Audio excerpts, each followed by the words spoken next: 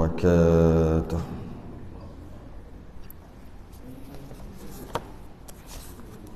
إن الحمد لله نحمده ونستعينه ونستهديه ونستغفره ونعوذ بالله من شرور أنفسنا ومن سيئات أعمالنا. من يهده الله فلا مضل له ومن يضلل فلا هادي له. أشهد أن لا إله إلا الله وحده لا شريك له. أشهد أن سيدنا محمدا عبده ورسوله. اللهم صل وسلم وبارك على سيدنا محمد الفاتح لما أغلق والخاتم لما سبق ناصر الحق بالحق والهادي إلى صراطك المستقيم صلى الله عليه وعلى آله وأصحابه حق قدره ومقداره العظيم. اللهم نور بالكتاب بصري وأتلق بلساني واشرح بي صدري واستعمل به جسدي بحولك وقوتك فإنه لا حول ولا قوة إلا بك. سبحانك لا علم لنا إلا ما علمتنا إنك أنت العليم الحكيم. ولا حول ولا قوة إلا بالله العلي العظيم. أما بعد.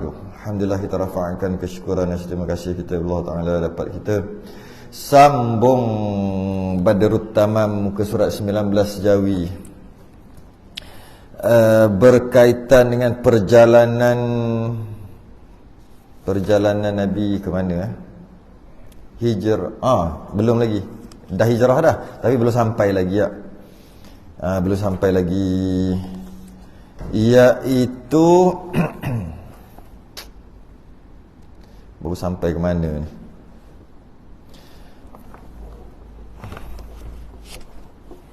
Baru sampai Iblis. Dekat Iblis. Dekat Iblis datang ketika perbincangan untuk macam mana nak buat, dengan Muhammad ni. Nampak gayanya sahabat-sahabat yang beriman dengan Nabi ni pakat-pakat keluar dah ni. Pakat keluar sikit. Tak lama lagi Muhammad keluar sekali ni. Sekarang macam mana kita nak buat? Maka berkumpullah mereka di Darun Nadwah. Darun Nadwah ni satu tempat yang mana kalau kita sekarang ni nak buat keputusan kat situ lah. Kalau kita sekarang ni Dewan Rakyat lah, Parlimen. Kalau kita sekarang ni, yang mana semua pakat berkumpul kat situ untuk buat keputusan. Sama ada keputusan tadi tu nak buat macam mana, nak bunuh ke, nak apa ke, macam mana ni nak buat. Maka ketika masuk ke dalam Darun Nadwah ni untuk bermesyuarat ni, kemudian yang nak masuk tu ditapis. Bani Hashim tak bagilah. Sebab itu keluarga Nabi, keturunan Nabi, kabilah Nabi. Jadi maka dia tak bagi masuk yang Bani Hashim. Jadi kena jaga. Akhir sekali ada seorang tua nak masuk juga, tapi tak pernah, orang semua tak pernah tengok dia.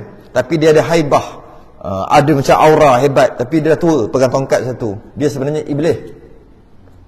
Dia nak masuk tak dapat lah sebab orang tak kenal dia. Takut-takut nanti kawan Nabi ke siapa ke, nanti sampai berita tu kat Nabi, lepas pula Nabi nak bincang ni, nak buat macam mana.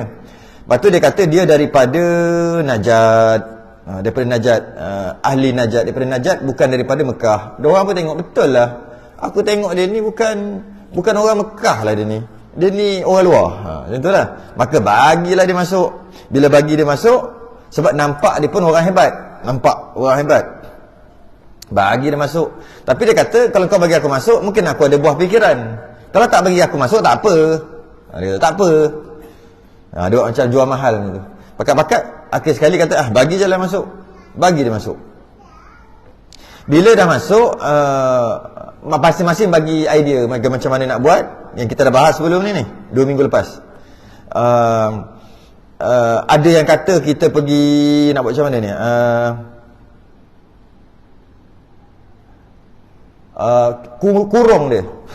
kurung dia satu tempat. Lepas tu bagi makan sikit-sikit biar dia mati. Slow dia biar dia mati.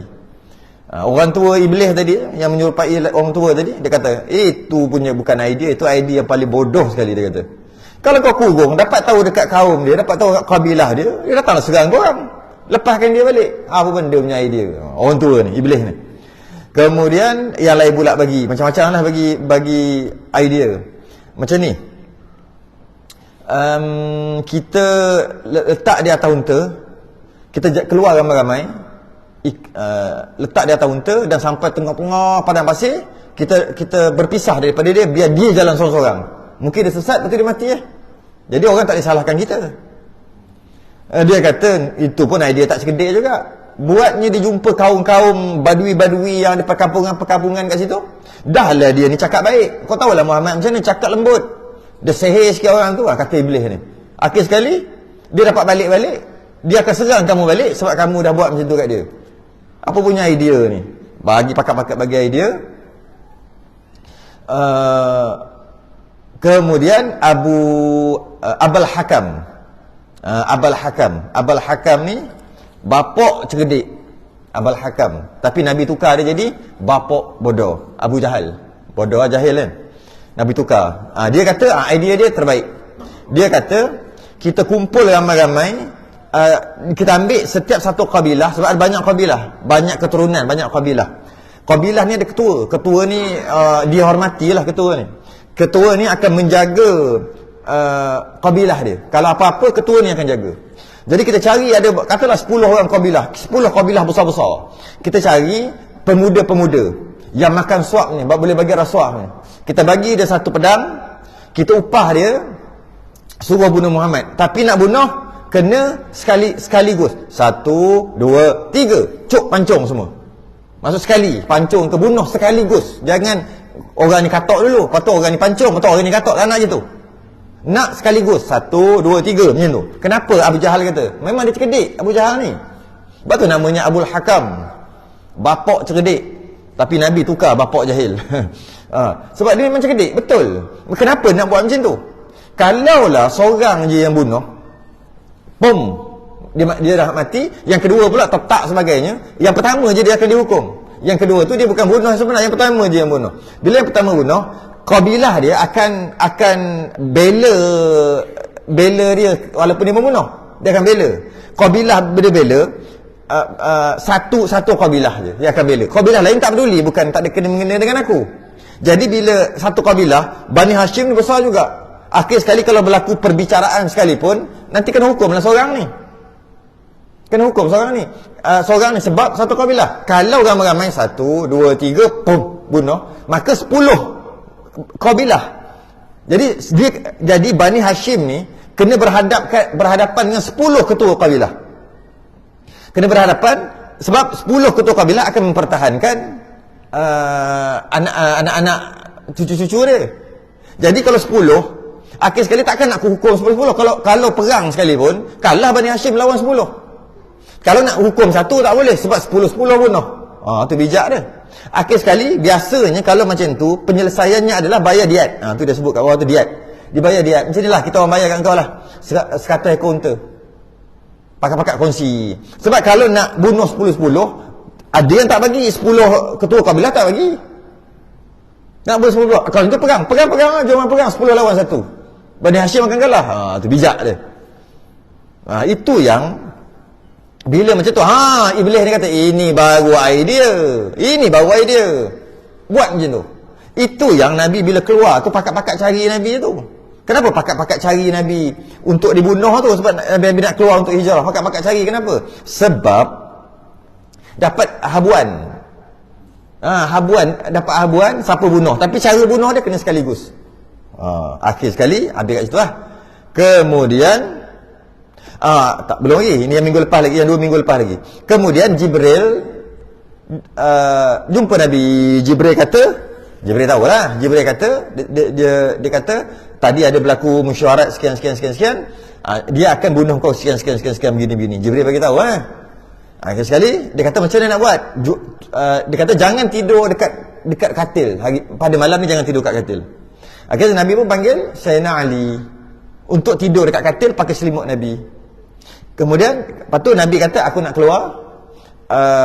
keluar untuk pergi jumpa Sayyidina Abu Bakar dan seterusnya lah. Nak keluar, nak hijrah.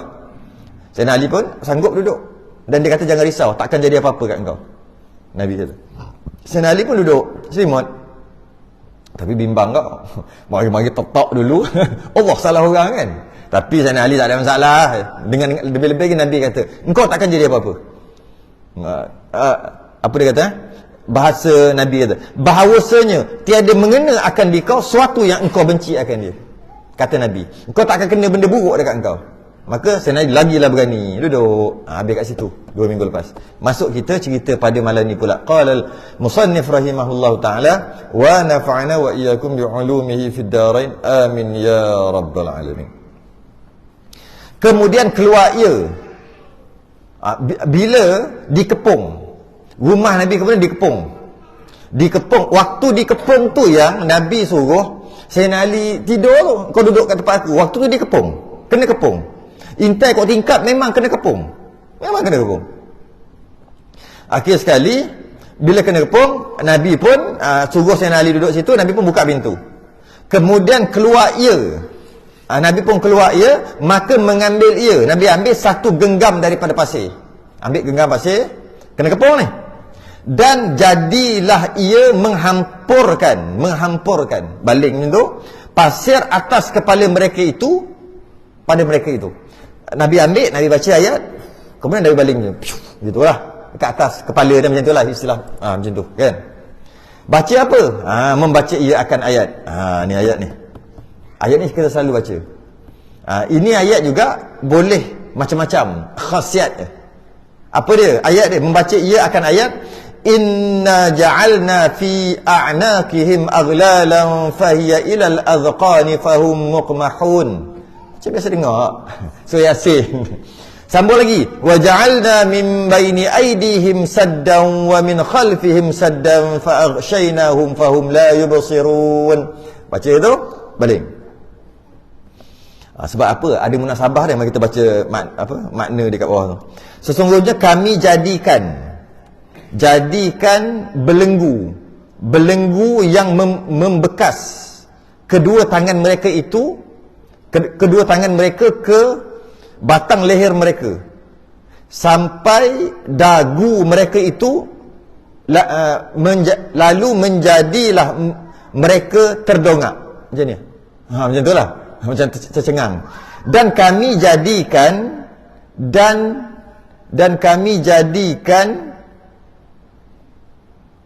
apa ni? Sekatan. Dan kami jadikan sekatan. Bahasa dia. Sekatan di hadapan mereka. Sekatan tu hijab. Tutuplah hijab. Dan sekatan di belakang mereka. Hijab belakang mereka.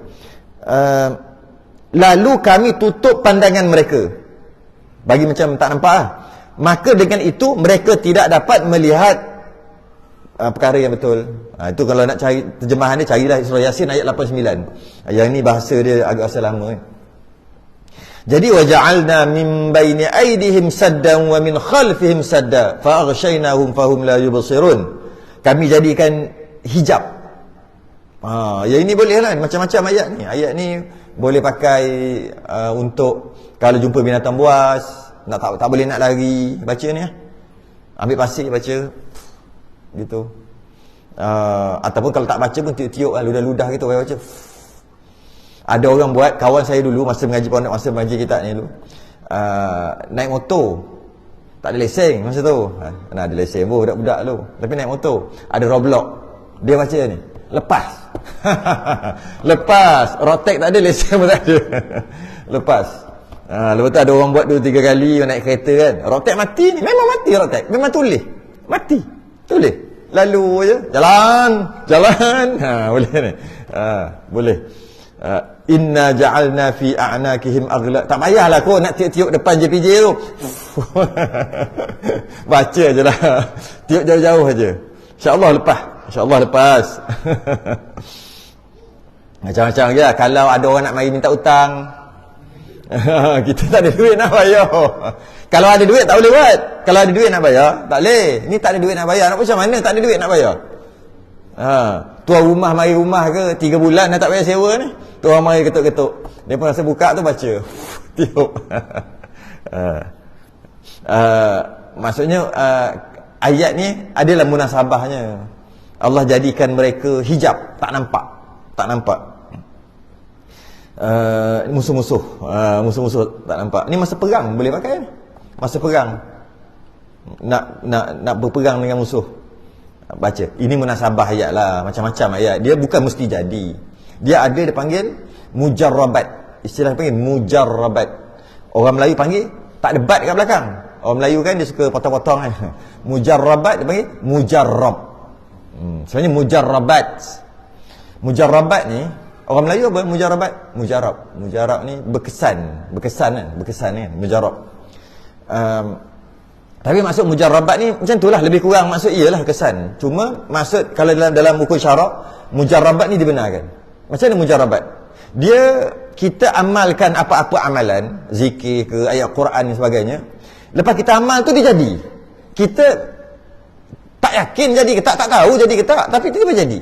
Dan bila kita suruh orang lain buat, amalkan ayat, amalkan sesuatu, jadi juga. Dia sebenarnya bukan ayat saja. Dia mungkin pergerakan,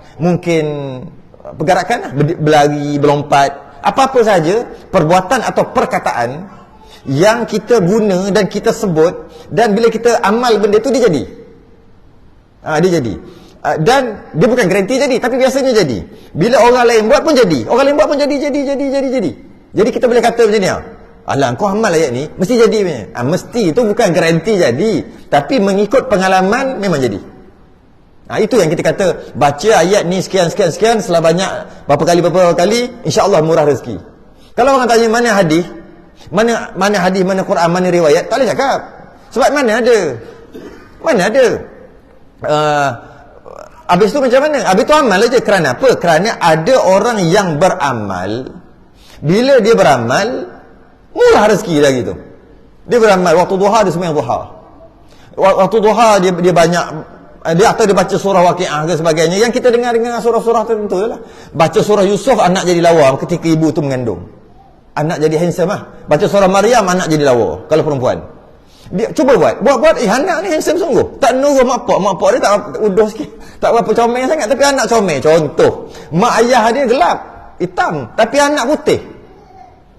Anak putih. Sebab apa? Dia amalkan mungkin surah Maryam ke, amalkan surah Yusuf. Dia tak ada nak cari riwayat, mana ada. Tapi cuba amal, jadi. Kalau mudah kata 1000 orang yang buat, 900 orang jadi.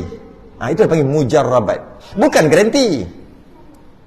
Ada masalah? Tak ada masalah. Sebab kita beriktikad, berkeyakinan bahawasanya Allah yang memberi bekas, Allah yang jadikan. Kita cuma baca aja. Dan bila baca jadilah tu. Jadilah tu. Imam Ghazali lagi lah. Siap kalau malam Al-Qadar, Lailatul Qadar, dia bagi tahu lagi. Dan saya rasa pernah bahas kat sini. Masa bulan Ramadan, malam Al-Qadar tu Imam Ghazali dah tahu dah hari apa. Sedangkan malam Al-Qadar kan rahsia. Imam Ghazali tu bukan calon-calon imam. Kalau dia nak buat mazhab, dia boleh buat mazhab yang kelima. Kalau dia nak, tapi dia tak nak, dia nak berpegang dengan mazhab Syafi'i. Imam Ghazali, bukan Haji Ghazali. Imam Ghazali. Haji Ghazali yang jual sate tu. Di Imam Ghazali, Imam Hujjatul Islam. Dia kata jika jatuh hari Isnin Ramadan, 1 Ramadan tu, masa bermula sembahyang tarawih tu hari Isnin, maka malam Al-Qadar mesti hari ni ada. Kalau jatuh pada hari Jumaat, maka pada 25 hari bulan Ramadan adalah malam Al-Qadar. Jika hari Khamis bermula Ramadan, maka malam Al-Qadar 27, malam 7 likur dan sebagainya. Kalau kita nak fikir, mana dia tahu malam tu malam dirahsiakan. Malam Al-Qadar dirahsiakan. Nabi suruh cari 10 yang terakhir kan. Kerana Nabi kata cari yang ganjil. Lepas tu Nabi tak cakap dah. Kalau tidak, Nabi lah lagi tahu. Ni kena orang, setengah orang. Kalau tidak, kalau nak tahu hari apa, Nabi lebih tahu daripada kita. Tiba-tiba Imam Ghazali kata boleh pula main begitu. Sabar dulu. Bukan garanti, mujarrabat. Imam Ghazali dia perhati setiap tahun hari ni bilakah malam Al-Qadar. Malam Al-Qadar dapat tahu pada keesokan hari bila dah siang. Tanda-tanda dia dengan mendung dan sebagainya. Bila dapat tahu dia tanda. Pada tahun ni malam Al-Qadar pada 27 hari bulan kerana tanda-tandanya ada.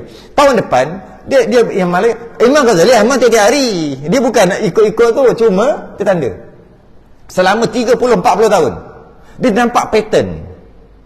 Kalau Ramadan ni dia nampak pattern dan ketepatannya mungkin 90-95%. Jadi dia katalah, itu dah panggil mujarrabat. Tapi ada orang dia tak terima, dia kata, mana hadis? Mana Quran? Hadis Quran.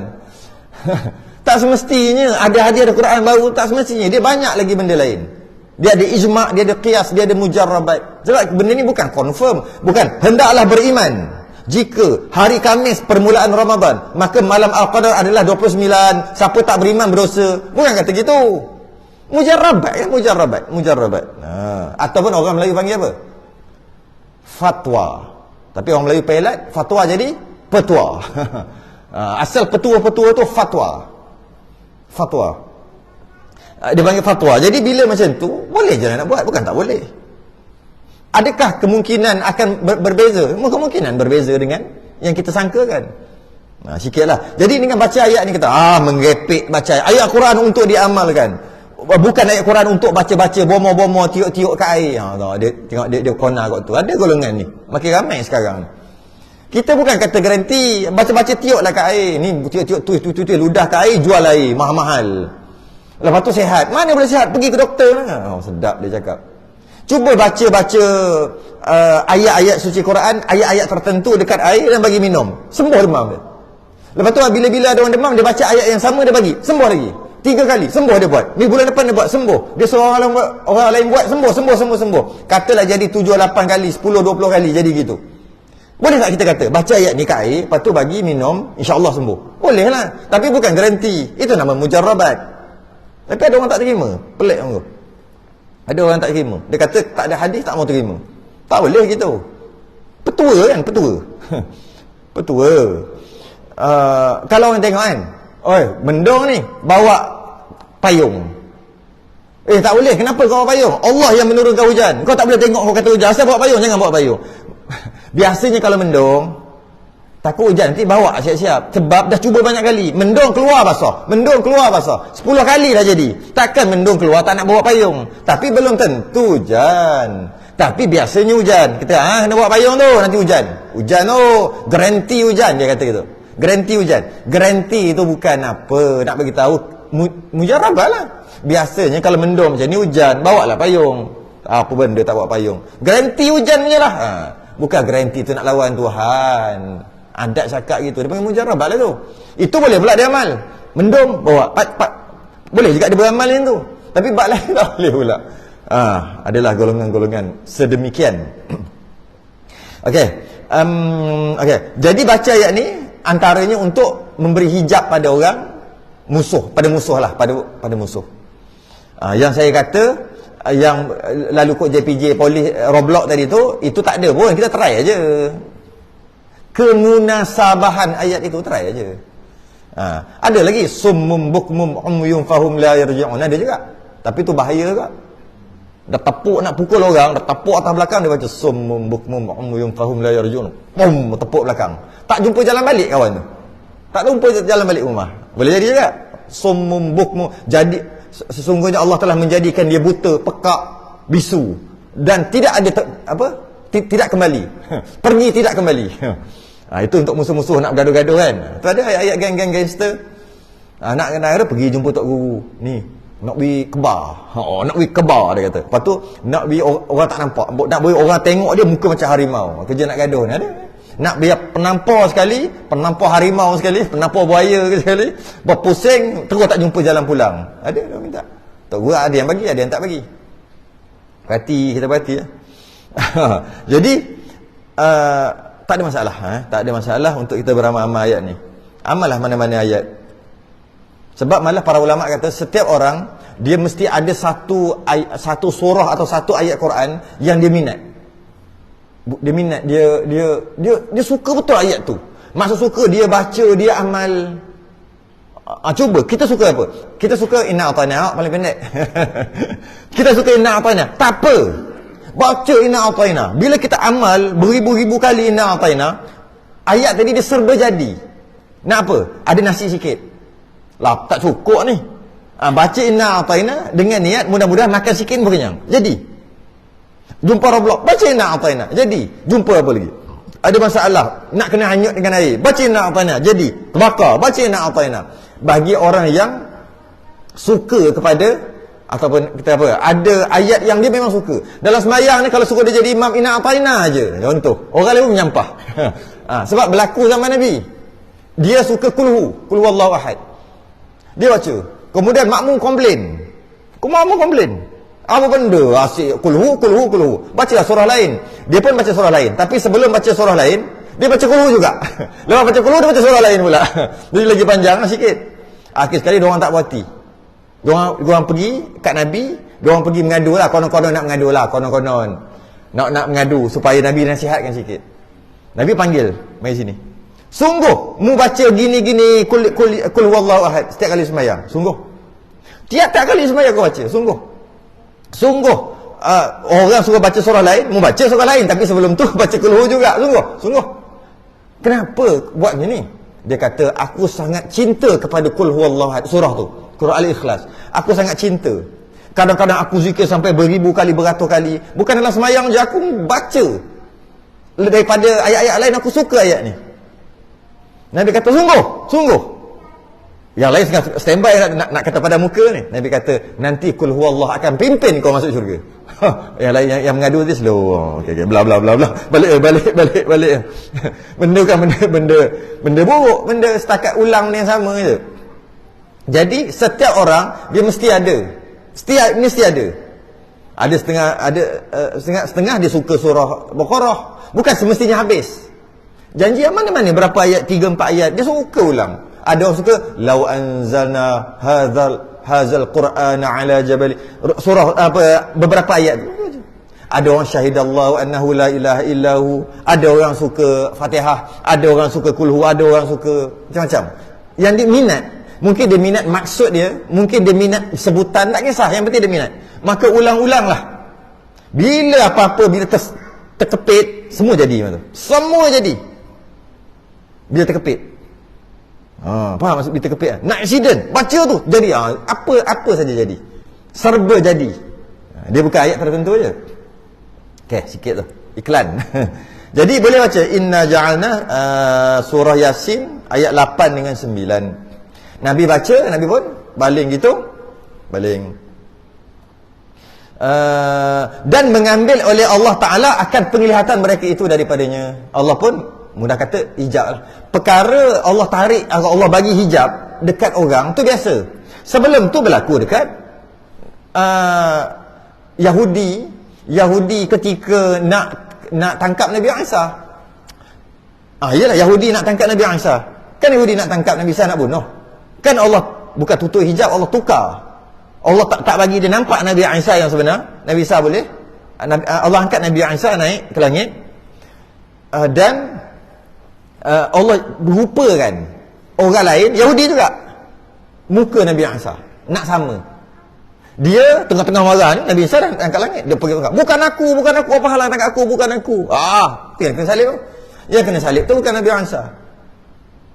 Yahudi nak salib Nabi Isa, tapi sebenarnya bukan. Diserupakan Allah. Nabi Isa diangkat ke langit, nanti akan turun. Tak lama dah dengan cerita. Nak tengok apa jadi kat Palestin, jadi kat Mekah, jadi kat tanah Arab kan, jemur pelik-pelik, pening-pening. Orang kata tak lama dah. Tak tahulah. Mudah-mudahan kita tak sampai zaman tu. Sebab takut kita duduk belakang Dajjal. Yakin tak kita duduk belakang Nabi Isa, Imam Mahdi? Tak tahu lah. Masing-masing kenal diri masing-masing. Takut-takut belakang Dajjal. Mana taknya? Tengok lah tadi. Daripada pagi beratur lah Bukit Jalil. Pada pagi tadi. Minta-minta lah, tak ada yang pakai tudung ke apa. Ada juga. Alamak. Minta-minta lah semua yang putih-putih, mata sepet-sepet. Tak ada mata elok. Maksudnya orang Melayu lah. Ada. Sampai daripada pagi tadi. Dah beratur dah. Penuh orang tadi. Dia mungkin buat berjamaah solat maghrib dalam tu, nampak ni. Kena sangka baik. Mungkin tak tahulah imam siapa yang jadi imam. Ada. Dah lah negara kita yang hiburan dalam ni pun dah banyak dah yang hiburan dalam ni. Import luar. Import hiburan. Tak tahulah apa yang jadi sekarang. Kalau kita tengok berapa peratus tu orang Melayu, orang Islam, cuba saya rasa lebih 50%. Siapa tu? Anak-anak kita lah tu masalahnya. Kalau anak-anak kita lah. Tak boleh berapa dah. Aduh, sebab tu kita kita dibenarkan untuk minta dimatikan sebelum keluar Dajjal.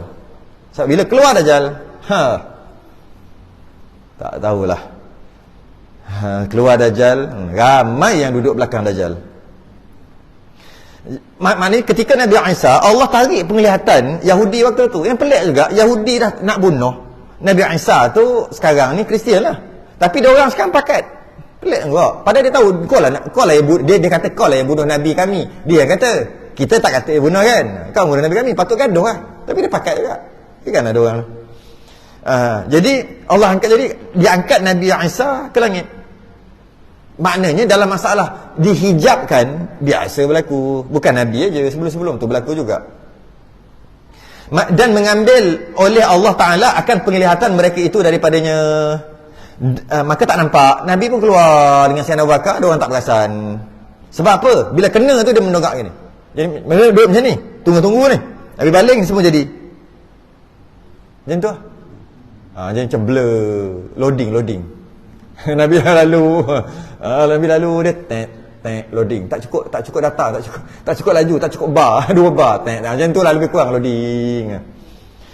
Berkata Ibnu Ishaq bahawa Rasulullah sallallahu alaihi wasallam mengkhabar ia akan Sayyidina Ali dengan keluarnya.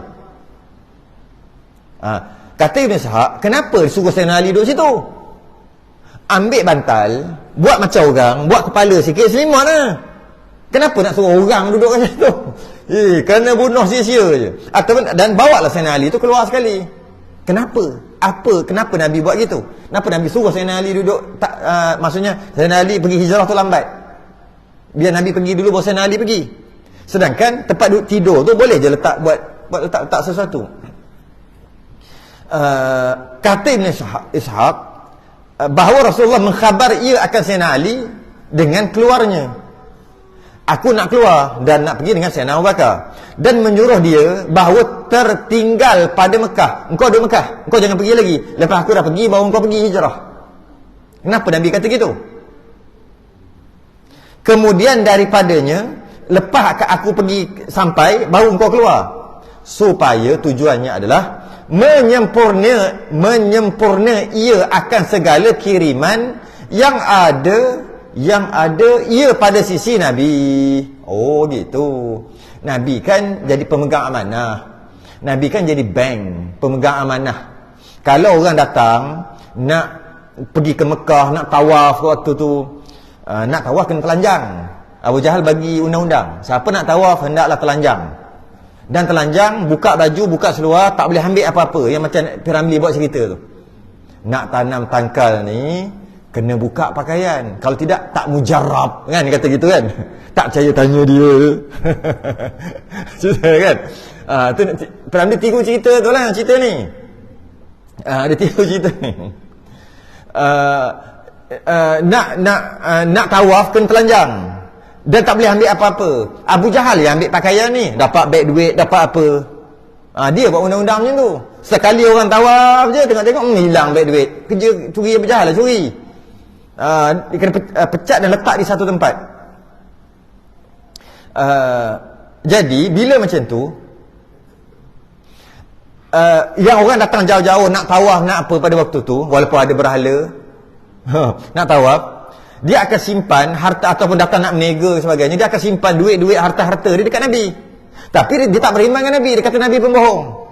Tapi kalau ada benda yang dia perlu simpan, dia simpan kat Nabi. Tapi dia kata Nabi bohong. Dia tak simpan kat Abu Lahab, Abu Jahal. Dia simpan kat Abu Lahab, memang jawabnya tak ada harapan, hilang lah. Dia tak percaya kat Nabi, dia kata aku tak percaya, kau pembohong. Tapi apa-apa hal kau suruh dia yang simpan. Tu memang pelik sangat lah waktu tu. Jadi sekarang ni, bila orang suruh simpan macam-macam harta tu banyak. Kerana Nabi simpan banyak tu, bila dia orang minta, Nabi akan bagi banyak tu juga, dan dia akan bagi upah kat Nabi. Jadi, bila Nabi nak keluar, nak hijrah, macam mana dengan barang-barang tu? Itu maksud dia.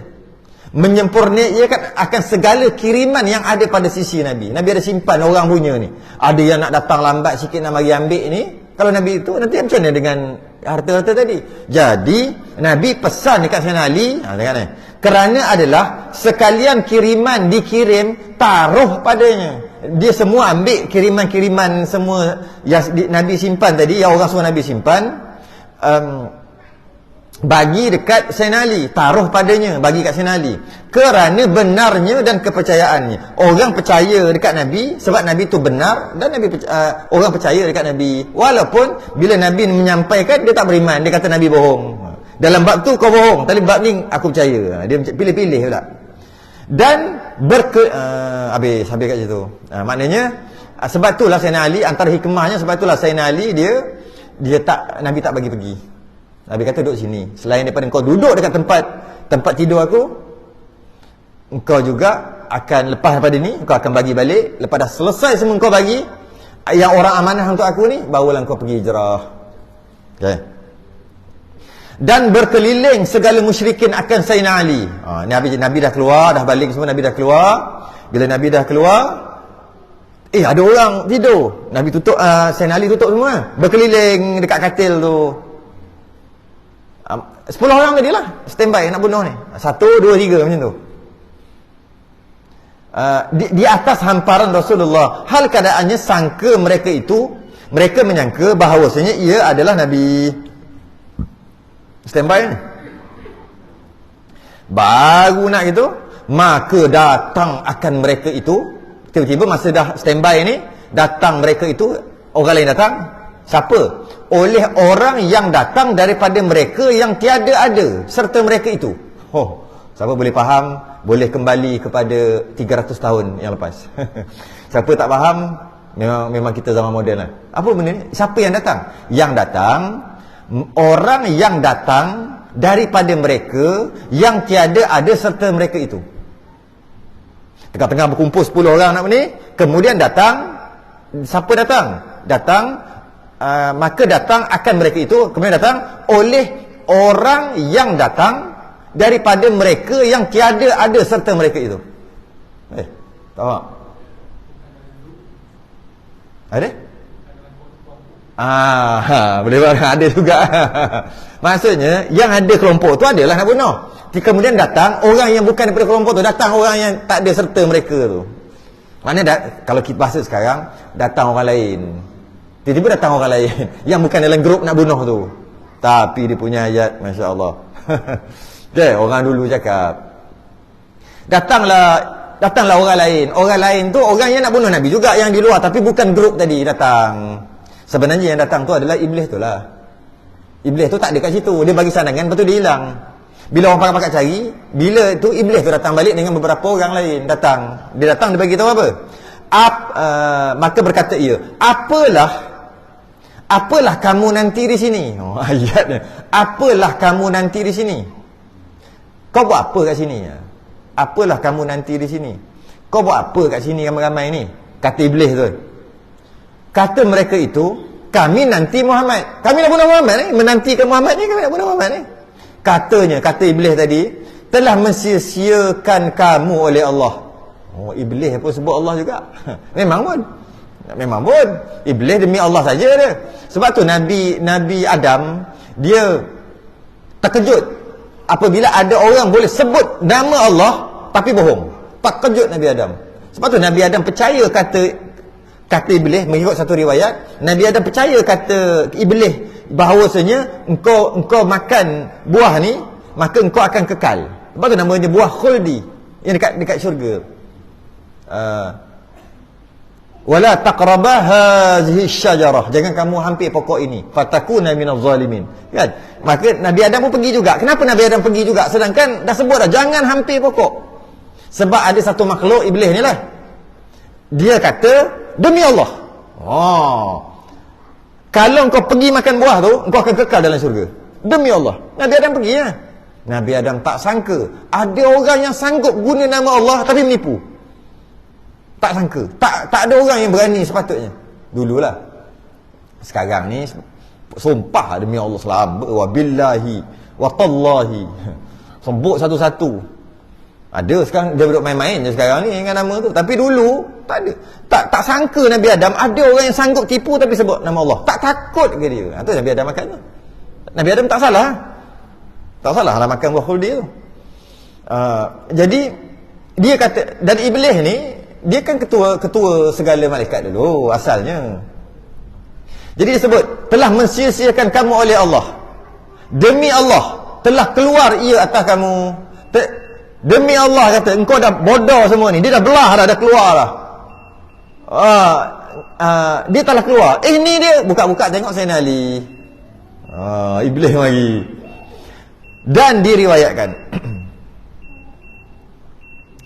Dan diriwayatkan bahawasanya tiada mengenai akan seorang satu biji daripada pasir itu.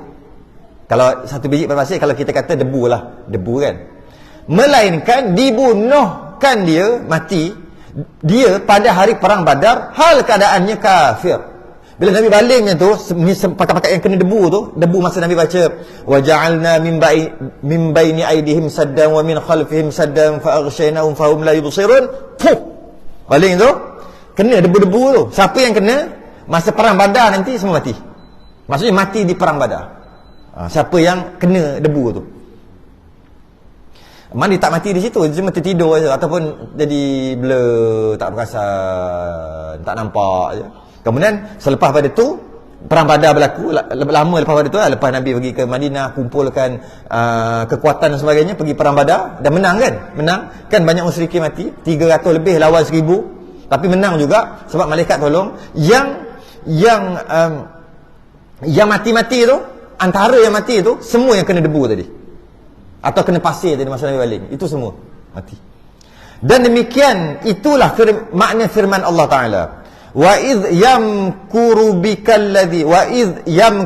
bikalladzina kafaru liyuthbituka aw yaqtuluka aw yukhrijuka wa yamkuruna wa yamkurullah wallahu khairul makirin. Ini ada satu lagi ayat ni, wa makaru wa makarallah wallahu khairul makirin.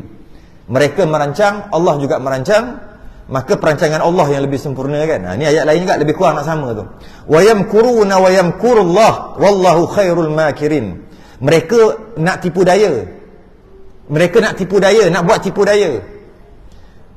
Sesungguhnya tipu daya Allah lebih berjaya macam tu lah kot. Tipu daya Allah mengatasi tipu daya mereka. Lebih kurang macam tu lah maksud dia. Artinya, dan tak kala menipu daya dengan dikau hai Muhammad oleh segala mereka yang kafir. Orang kafir nak tipu daya Nabi kan, supaya menetap akan mereka itu akan dikau, atau membunuh mereka itu akan dikau, atau mengeluarkan mereka itu akan dikau, dan menipu daya mereka itu, dan menipu daya oleh Allah, dan mereka nak tipu Allah juga. Dan Allah Ta'ala sebaik-baik yang menipu daya, yakni yang membalas. Nak tipu Allah, akhir sekali mereka yang kena tipu juga. Ini maksud Nabi lepas juga. Dan diriwayatkan daripada Sittina Aisyah radhiyallahu anha, isteri Nabi Sayyidatina Aisyah, dia ada riwayat. Dia kata, adalah tiada tersalah bahawa datang Rasulullah akan rumah Abi Bakr pada pagi-pagi atau petang-petang. Bahasa dia. Sayyidatina Aisyah kata, adalah tiada tersalah. Macam ni tiada salah? Adalah tiada tersalah. Biasanya mesti jadi macam ni. Itulah. Adalah tiada tersalah maksudnya, biasanya mesti jadi macam ni. Banyak kali dah jadi macam ni. Bahawa datang Rasulullah akan rumah Abu Bakar pada pagi atau petang-petang. Biasa Nabi pergi rumah Sayyidina Abu Bakar pagi atau petang. Tiada tersalah. Maksudnya biasanya macam tu lah. Tak pergi pagi, pergi petang. Tak pun pergi pagi dan pergi petang. Dua-dua. Hinggalah tak berlaku dah macam tu. Tak berlaku macam mana? Apabila adalah hari yang mengizin Allah Ta'ala padanya bagi Rasulnya pada berpindah, sehinggalah Allah izinkan Nabi untuk hijrah. Kenapa Allah izin? Kenapa nak kata kena ada izin Allah untuk hijrah? Nabi tak hijrah awal-awal sebab tak dapat lagi izin Allah. Kita dah bahas sebelum ni. Yang mana Nabi dia tak nak ikut style Nabi yang kena makan dengan ikan. Nabi Yunus keluar awal kan daripada kampung dia. Akhir sekali kena makan ikan sehingga lama 40 hari katanya. Kemudian bila dia keluar balik, dia pergi balik ke kampung dia, tengok-tengok beriman balik kan. maka dia terkeluar awal. Allah bagi dia 3 hari. Kampung tu 3 hari Allah bagi dia untuk bertaubat. Hari pertama tak bertaubat, hari kedua tak bertaubat, hari kedua tak bertaubat, Nabi Yunus keluar. Itu yang kena makan ikan tu, keluar naik bahtera. Kemudian bila dah lama duduk dalam perut ikan, Nabi Yunus baca la ilaha illa anta subhanaka inni kuntu minadh zalimin. Panas ikan tu dia muntahkan balik. Kurus Nabi Isa pergi makan buah labu. Kan semua ada cerita ni, semua dah cerita dah sebelum ni. Kuat sikit Nabi Yunus. Nabi Yunus pun pergi balik ke kampung dia. Nak tengok mesti dah musnah dah. Sebab Allah janji 3 hari musnah. Hari pertama tak nak beriman, hari kedua tak nak beriman, mesti musnah. Pergi tengok beriman. Jadi Nabi SAW dia tak nak keluar. Dia mengharapkan macam kaum Nabi Yunus bin Matta, iaitu biar hujung-hujung last minute berimanlah musyrikin Mekah. Sebab tu Nabi tunggu Allah suruh pindah atau berhijrah, baru dia pergi. Itu Nabi jadi orang yang terakhir pergi hijrah. Nabi bukan takut. Dia bukan takut. Kalau dia takut, dia pergi orang pertama hijrah. Dia suruh sahabat dia pergi tunggu. Itu Sayyidatina Aisyah kata sehingga Allah izinkan, maka turunlah wahyu supaya boleh pindah. Yang kata Jibril turun tadi, Jibril kata kau jangan tidur dekat tempat engkau keluar nanti sekian, engkau terus pergi ke Yathrib. Maksudnya dah dapat izin daripada Allah. Cuma kata Sayyidatina Aisyah, biasa Nabi akan pergi ke rumah Abu Bakar. Macam mana Sayyidatina Aisyah tahu Nabi pergi rumah Sayyidina Abu Bakar? Macam mana boleh tahu? Tu kan anak dia. Tu ayah dia tahulah pergi rumah dia. Dia kata apa hal pula? Macam mana isteri boleh tahu dia pergi rumah Sayyidina Abu Bakar? Tu kan ayah dia. Dia pergi rumah Sayyidatina Aisyah lah. Pergi biasa pergi pagi atau petang. Pagi petang, tak pagi petang, tak pun pagi petang. Hinggalah pada hari yang Allah izinkan untuk hijrah tu, pada berpindah, datang akan kami Rasulullah pergi rumah Sayyidina Abu Bakar pada pertengahan hari, pada saat yang tiada datang ia pada kami padanya. Biasanya tak datang, mudah kata tengah hari lah kot. Biasa datang kalau kita letak tarikh, biasa datang pukul 9 pagi. Kemudian kalau kita letak, kata nak bagi faham je, 9 pagi ataupun datang 5 petang. Itu biasanya Nabi akan datang 9 pagi 5 petang. Tiba-tiba 1 tengah hari, 12 tengah hari datang dah. Pada hari itu. Pertengahan hari saat ia datang. Maka tak kala melihat akan dia Abu Bakar, berkata ia, Nabi tak biasa. Nampak Nabi datang, Nabi tak biasa datang time ni. Dia kata ke anak-anak dia lah, Nabi tak biasa datang time ni. Biasa datang time pagi atau petang. Ini pelik ni. Tiada datang Rasulullah pada saat ini. Nabi tak akan datang pada waktu ni, melainkan kerana sesuatu pekerjaan yang kedatangan. Sesuatu pekerjaan yang kedatangan. Maksudnya mesti ada hal. Itu maksudnya, mesti ada hal besar datang ni. Maka tak kala masuk ia turun Abu Bakar baginya daripada sarirnya. Betul? Sayyidina Abu Bakar pun tengah duduk kat kursi dekat kursi ke tempat duduk lah, sarirnya ataupun tempat perbaringan boleh juga. Dia tengok Nabi, dia turun bawah, dia suruh Nabi yang duduk kat atas tu. Dia suruh kat atas. Maka duduk Rasulullah di atasnya, Nabi pun duduk. Kata Siti Aisyah, dan tiada ada pada sisi Abu Bakar melainkan aku dan saudara aku Asma binti Abu Bakar. Tak ada selain daripada aku. Waktu tu ada 3 orang aja. Ayah aku Sayyidina Abu Bakar, masa Nabi datang tu ada Sayyidina Abu Bakar, ada aku Sayyidatina Aisyah kecil lagi waktu tu, dan ada kakak aku, saudara aku tu, kakak aku Asma binti Abi Bakar, ada waktu tu. Maka bersabda Rasulullah, maka Nabi pun kata, keluarkan olehmu daripada aku akan mereka yang pada sisi engkau. Yang ada ni, biar aku nak cakap dengan kau berdua je, yang ada tu biar suruh keluar. Dia suruh keluar. Maka sembahnya Sayyidina Abu Bakar pun jawab, Hai Nabi Allah, hanya sungguhnya keduanya 2 anak perempuan perhamba. 2 ni anak perempuan aku. Jadi tak risaulah, dia bukan orang lain. Cakaplah nak cakap terus, ni anak perempuan aku, anakku. Sabdanya, Nabi pun jawab, oh tak apalah kalau macam tu kan, bahawasanya Allah telah izin bagiku pada keluar daripada berpindah. Allah dah izin untuk hijrah dah ni. Maka sembah Abu Bakar. Abu Bakar berkata, perhamba. Bahasa tu cakap perhamba kot. Kalau kan kita tengok cerita-cerita dulu, dia kata hamba, tuan hamba kan. Ni perhamba. perhamba pohonkan, maknanya tuan, maknanya hamba, aku perhamba aku pohonkan menyertai hai Rasulullah. Aku nak join lah, aku nak ikut sekali. Kata Sayyidina Abu Bakar. Sabdanya bahkan, Nabi kata bahkan boleh. Okey, itu tujuan Nabi datang pun. Sembah Sayyidina Abu Bakar. Boleh, boleh. Nabi kata bahkan ambil oleh tuan hamba akan salah satu daripada dua kenderaan per hamba. Ambillah mana-mana satu. Aku ada dua kenderaan. Ambillah salah satu, kau naik salah satu, aku naik salah satu lagi. Satu lagi. Dan adalah ia Sayyidina Abu Bakar telah membeli akan dua unta. Sayyidina Abu Bakar dah beli unta dahulu sebelum, daripada demikian itu dengan 6 bulan. Nah, Sayyidina Abu Bakar dah beli 2 ekor unta 6 bulan sebelum tu lagi. Standby. Sayyidina Abu Bakar standby, dah beli siap-siap 2 ekor unta. Maka bila begitu dia kata naiklah salah satu. Dan adalah ia telah membeli akan 2 ekor unta 6 bulan. Maka diumpankan keduanya hal keadaan menanti ia bagi keluar atas keduanya. Maka diumpankan keduanya, diumpankan.